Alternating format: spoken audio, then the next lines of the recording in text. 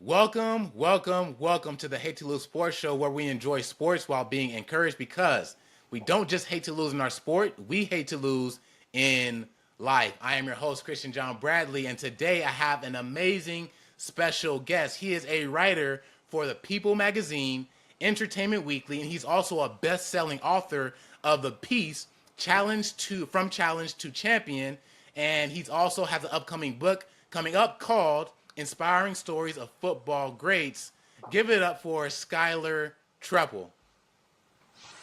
And Thank you so much, Christian. and I also know that you have a story that you want to share as it pertains to the conversation we want to have today. Absolutely, Christian. I think your listeners will really enjoy the book because it's got those hate to lose life lessons from sports about all different kinds of athletes. But two of the players featured in the book are Patrick Mahomes and Travis Kelce in a duos chapter, and how their connection works with their off-field friendship. But right now, they have to overcome adversity, which I also talk about in my book, after that atrocious loss last year and now an 0-2 start. Yes, it was a beatdown of epic proportion. That actually ties us in and segues us perfectly into our first discussion of today, because we have a Kansas City Chief concern. Of course, they started 0-2. And for me, the concern isn't really about the what, the who, but it's about the how and the why. Here's what I mean. We have grown to know and enjoy the explosive Kansas City Chiefs, who perform their best when their best is required, who rise to the occasion when the moment matters the most. And we are not seeing that ever since that beatdown in Super Bowl 59. And of course, right now, that last week, they just got beat by the Philadelphia Eagles. And again, it's about the how, because there was a key mistake, a Travis Kelce drop that ended up being an interception that could have been a touchdown to put them ahead of the Eagles. And so what we have here is, Skyler, what do you think about what you're seeing from the Kansas City Chiefs? Well, absolutely. I definitely have some thoughts here. I think one of the first thoughts is that they're evening out a little bit here, in that they were 17-5 in one-score games over the last couple of years. They're 0-2 this year. They were 9-8 when they scored 25 points or fewer. They're 0-2 this year. These are games that most teams lose. So this is bound to happen. The other thing, which I'm sure we're going to talk more about, is the roster construction at the moment and what's going on. They need Xavier Worthy back, and he's expected to come back next week. They need Rashee Rice back, and he's expected to come back in about 4 weeks. But overall, I'm not too concerned about them because they will get these guys back. It is Patrick Mahomes. Happy 30th birthday, Patrick Mahomes, on the day we're recording this. Happy 30th. And so those are some of my initial thoughts, but I'm happy to hear more of your thoughts too. Yeah, so the reason why I'm so concerned is I'm not looking at the roster construction. I'm looking at, of course, like their mentality, but I'm also looking at personnel. Here's what I mean. How am I looking at roster construction, not looking at personnel? The personnel I'm looking at is the coaching staff. Here's what I mean. Eric Bieniemy. Since Eric Bieniemy left, the Chiefs' offense has been dismal. And here's what I mean. I have some stats to prove it. Eric Bieniemy was the offensive coordinator for the Kansas City Chiefs from 2018 to 2022. His first year, 35 points per game, first in the league. Second year, 28.2 points a game, fifth in the league. 29.6 points a game, sixth. 28.2, fourth. And his last year was 29.2, which is first in the league. And they won the Super Bowl that year, of course, and Eric Bieniemy ends up going on to other things. And the Chiefs also end up hiring Matt Nagy as the offensive coordinator. Now, here's something that I feel like is really interesting, because we've always looked at Andy Reid as an offensive mastermind, but he did not put up those numbers prior to Eric Bieniemy as he did when Eric Bieniemy was there. And Andy Reid is there, Patrick Mahomes is there, Eric Bieniemy is not since 2022. These are their numbers. They are a middle of the pack and low middle of the pack team offensive team since Eric Bieniemy left. 2023, the year after Eric Bieniemy, 15th, 21 points a game. 2024, 22 points a game. And this year, 19 points a game. That's 24th in the middle of the pack of the entire NFL. And this is something that we have actually discussed because we're banging our heads against the wall talking about what is going on with the Kansas City Chiefs. And no one's really talking about the departure of Eric Bieniemy because all things considered, yes, they've had injuries, but if we see the Patrick Mahomes that we've seen prior to that, then it shouldn't be that big of a deal, in terms because he's like the ultimate transcendent talent. So here's what I'm saying this really gets at is you typically understand and see when a relationship ended way too early when both sides are worse off after the breakup. Yeah. Here's what I mean. Of course, you see the numbers with Bieniemy versus the Kansas City Chiefs offense with Bieniemy versus without Bieniemy. But you also see Eric Bieniemy's career after the Kansas City Chiefs. He's not better off. He's not better off after that as well. Of course, he didn't get a head coaching job. He ended up going to UCLA, and that didn't work. And now he's a running backs coach for the Chicago Bears. Both sides are worse off after that breakup. So with that, I am actually concerned. I do feel like, okay, it'll be better, of course, if they have Xavier Worthy, of course, Rashee Rice. But the explosive, creative, entertaining offense that we've grown to see, I don't believe we're going to see that again until we get a different offensive coordinator. No, I think you have a great point there, Christian, for sure, about that because Eric Bieniemy was amazing. Of course, they won a Super Bowl since, but regardless, we're talking a dynasty here.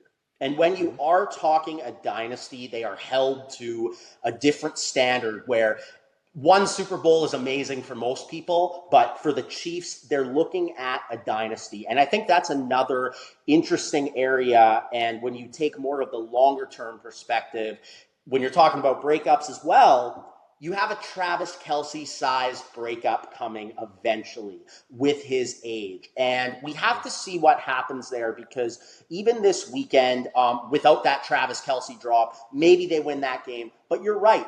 They are not the explosive Chiefs they were. Now, one thing about this season is that there are 3 teams that have started 0-2 and made the Super Bowl. If there's one team I'm not counting out, it is the Chiefs, but it's not feeling as much like it's going to be their year. Exactly. One of the teams that started 0-2 and made the Super Bowl was the 2001 New England Patriots, also featured in my book, that came together with Tom Brady when he came in for Drew Bledsoe. So you never know, but the interesting thing is the Chiefs and the Patriots. And sometimes history can help us understand. What we may be witnessing with the departure of Bieniemy, with the aging of Travis Kelce, is the first half of the dynasty coming to an end. They still have a generational talent in Patrick Mahomes. And as you're saying, if they can get a new offensive coordinator, if they can get either a tight end or another great Tyreek Hill type of receiver, or just Patrick Mahomes continues to learn and develop, then I think that they can work their way back. But I am concerned about them this year. I am not concerned about them long term. They will get the offensive coordinator. They will get a tight end or receiver. And on the topic of hate to lose and talking about life lessons in sports and what we can learn, this is Mahomes' chance to learn and get better from adversity. So I think even if they don't win the Super Bowl, that's the biggest opportunity, whether it's the GM on what do we need in an offensive coordinator, whether it is what kind of personnel and roster construction do we need going forward. I think even if they don't win, this is a great year. And when you have that talent of Patrick Mahomes and Andy Reid being able to find some great personnel, I think that it's fair to be concerned about them this year, but I think in the long run, we could see, just like we saw with the Patriots, Brady winning 3 Super Bowls, long break and winning 3 more, we may be witnessing the end of the first half of the Chiefs dynasty. But again, they're 0-2. Teams have done it before. They're the one team I would bet against the least. Yeah, absolutely, 100%. And something just came to my mind because what you were saying is that the Chiefs have the right ingredients. They have the right ingredients. They have the right personnel. Of course, they got to get healthy. but you also need the right chef to put it all together. You could have the right team, you could have the right people around, but you also need the glue person, the glue guy, or the mastermind to put it all together. And that also, of course, applies to our lives in terms of we could have all of the right ingredients, but we have to put it together. We could have confidence, we could have discipline, but if we don't have that hope, if we get discouraged easily, sometimes that's not going to help us put it together when we want to perform our best when our best is required. And another team that actually performed their best when their best was required was the Dallas Cowboys, which leads us into our next topic, because what an entertaining game between the Dallas Cowboys Amazing. and the New York Giants. A back and forth phenomenon of epic proportion that we did not expect. 41 points in the fourth quarter. Russell Wilson having the game of his life. And of course, it all came down to a few moments. And of course, the Dallas Cowboys prevailed in overtime on a Brandon Aubrey field goal as to end the game. And what I'm really curious about, of course, what your perspective is, Skyler, is people across the sports media landscape, including myself, had the Cowboys winning max 5 games because there were a lot of unknowns, unknown roster, unknown defense. What's going to happen with Micah Parsons at that time? I was like, there's no way. And also, what was happening with Jerry Jones didn't seem like it was conducive to a winning culture. And we also, one unknown that we could not account for was Brian Schottenheimer. And one thing I love to see of Brian Schottenheimer throughout this year is the camaraderie that he's built in his team. After that game, you see a clip of Schottenheimer reading down the distances of Brandon Aubrey's field goals and the whole team celebrating it. Like 34 yards. Yeah. And they did that all the way to the game winner. That is a nugget and a determining factor of a really cohesive, a really together team.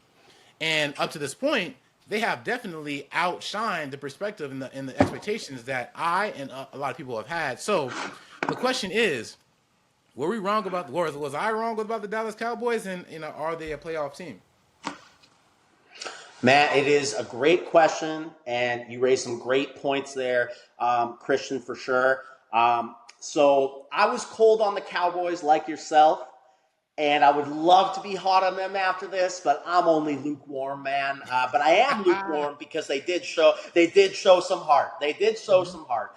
The main reason, it's not even entirely their fault, but the thing is, you have to look at the rest of the NFC. And usually the NFC is not always on fire. But this year, you have, as far as playoff teams, you have the Eagles, the Buccaneers, the Packers, the Niners, or the Rams. And you expect all of them to win their division, either the Niners or Rams.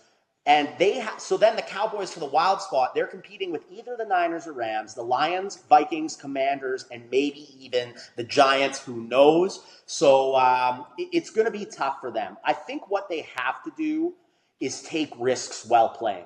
Micah Parsons, again, any setback creates an opportunity. The opportunity for the Cowboys is to have a next man up mentality on defense, or they'll be on the outside looking in with the playoffs. They need to apply more pressure on defense and go for those big plays and take some chances. We got to see Kenny Clark, who they traded for, getting more sacks. We saw one of those sacks this weekend. And we want to see Trayvon Diggs live up to his potential, his massive potential, and get those interceptions. And that's really because we saw they have the offense, but defensively, man, those games are fun to watch. But it wasn't great. It wasn't not good. I'm being too nice there. It was terrible defense. Oh, it's not good. It's not good. I was a defensive player, bro. I'm like, I can't watch this.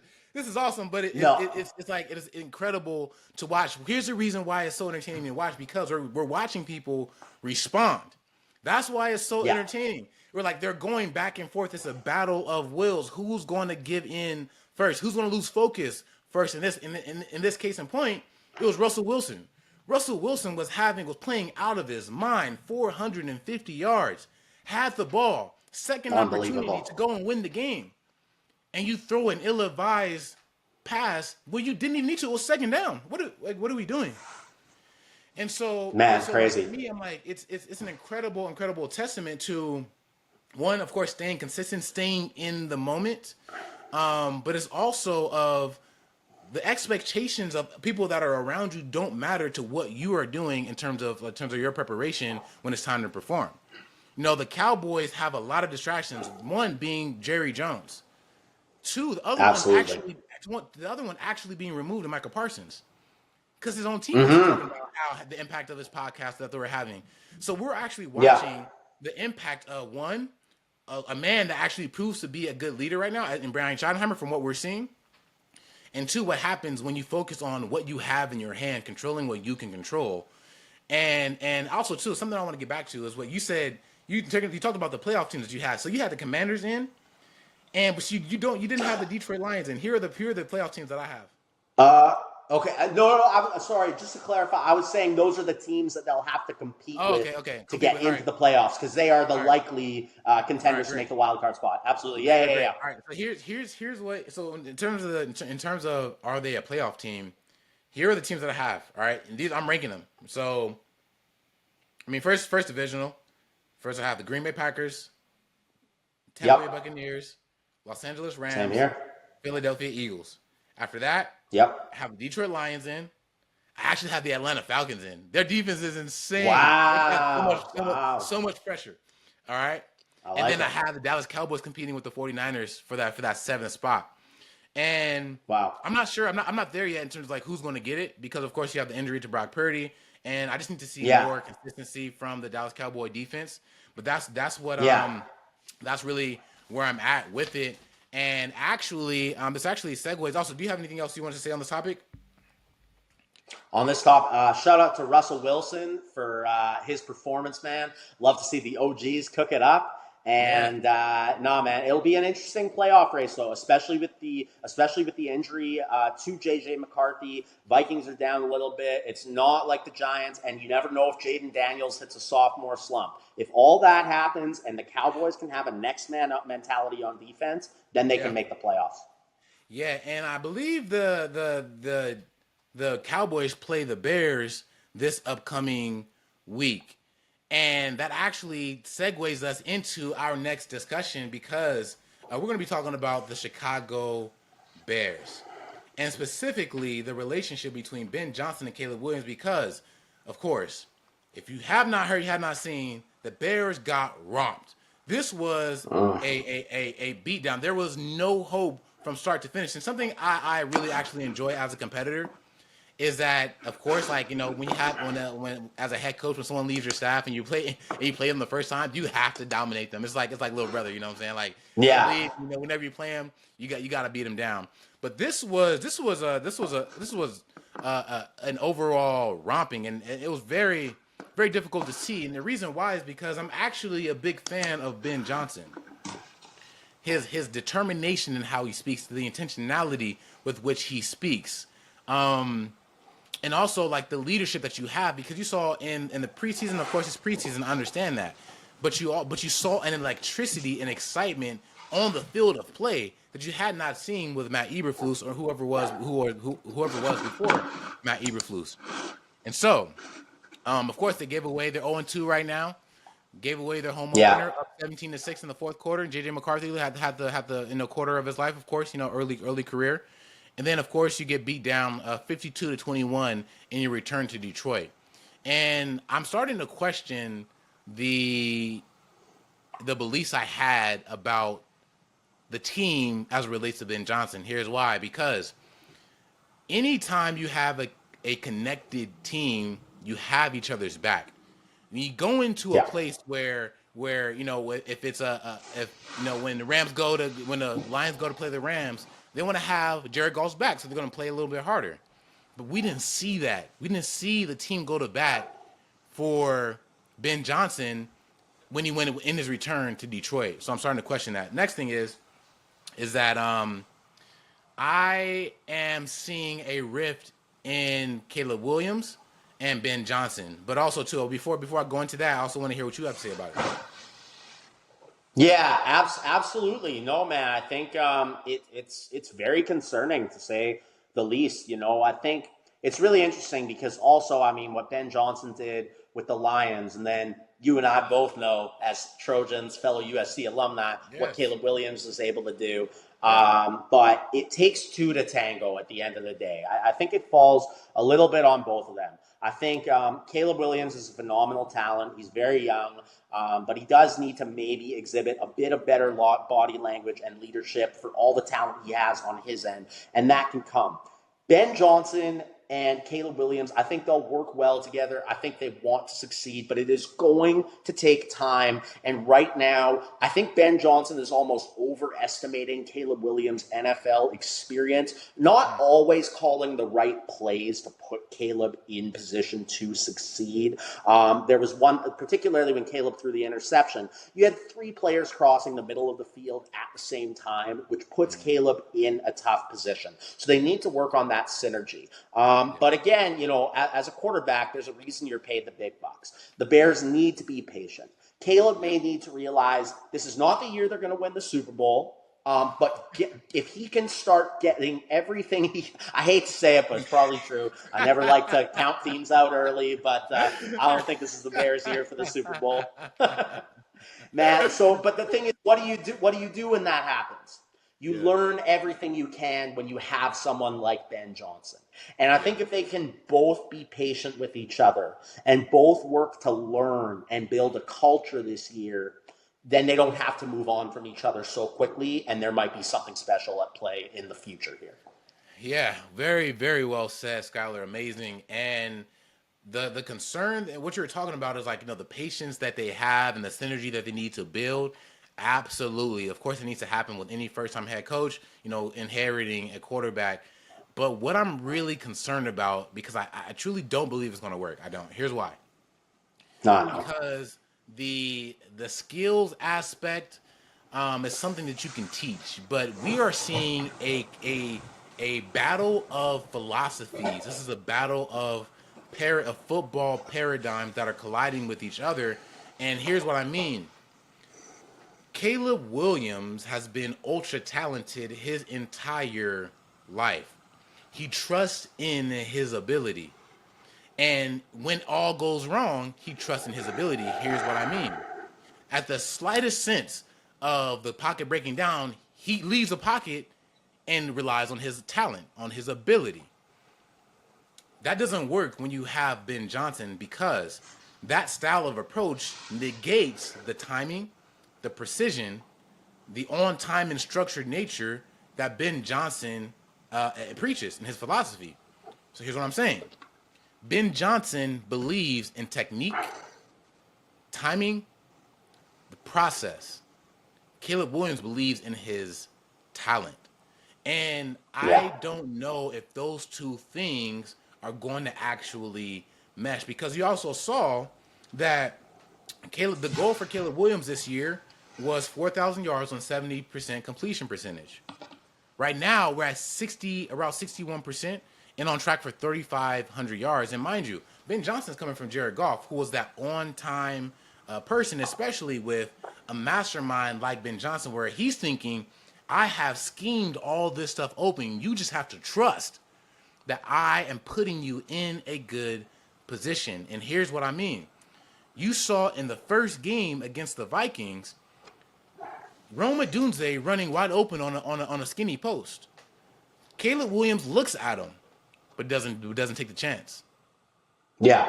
So you're seeing, so that's what I'm talking about, is that you're having open opportunities for Caleb Williams to shine. We know he can make the throws. Exactly. Talent.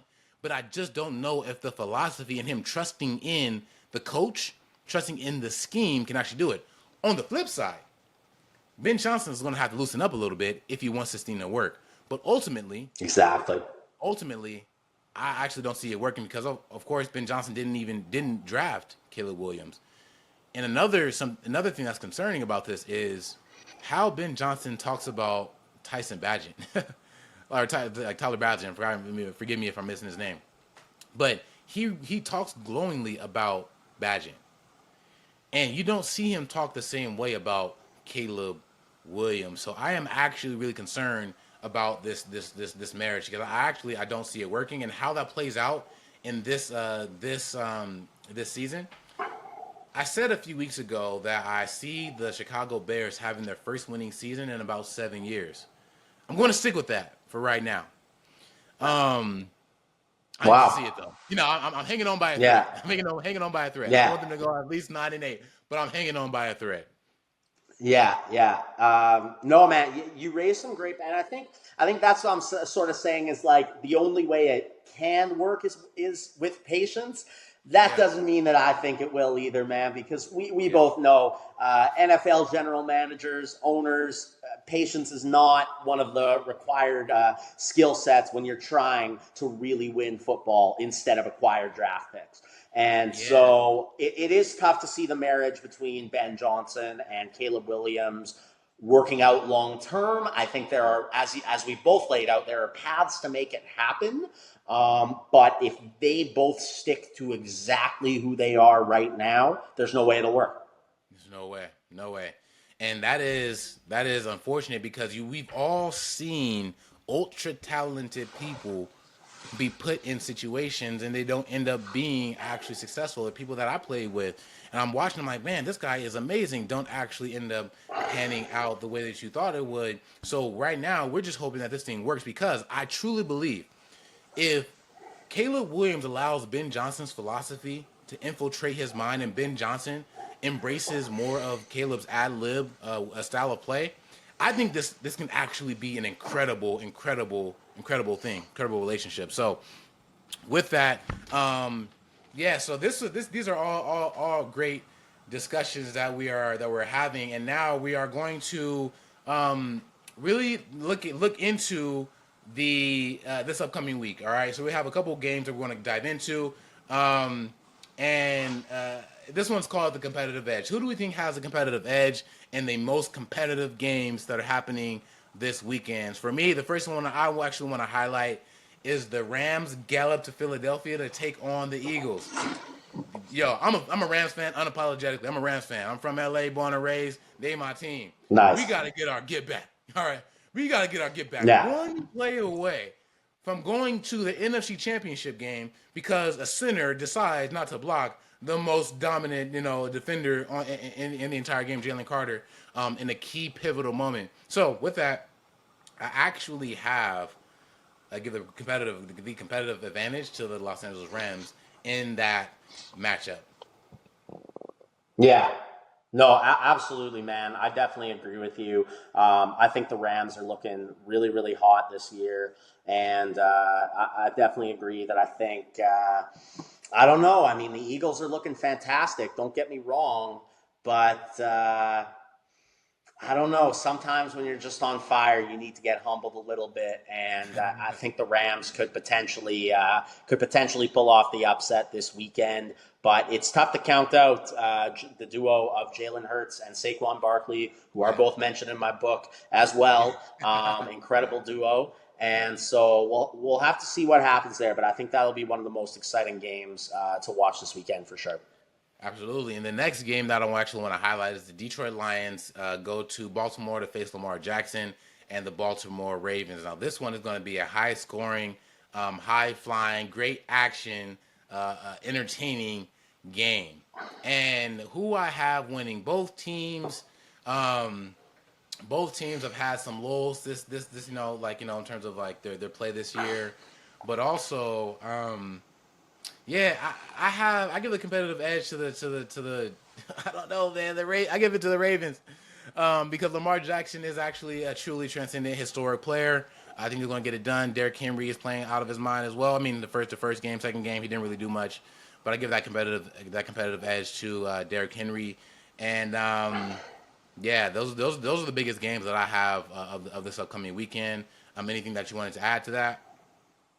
Yeah, absolutely. No, I think I see the Ravens winning their game against the Lions. I think Lamar Jackson is absolutely incredible. Again, assuming the Chiefs don't do something absolutely crazy, I think that it very well could be the Ravens and Bills in the AFC Championship this year. And Lamar Jackson, he looks like he's having fun out there. He looks fantastic. Also mentioned in my book, Lamar. So we will see what happens there. The other one game I'm personally very excited about too is the Kansas City Chiefs and the New York Giants.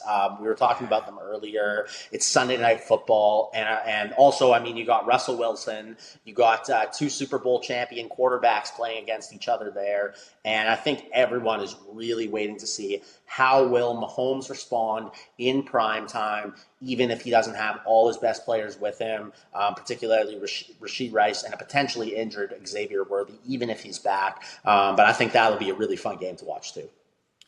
Awesome. So there we have it. In that game, of course, I might give the competitive edge to the Chiefs. You know, come on, I can't see the Chiefs going on 3, but that's going to be an exciting game as well.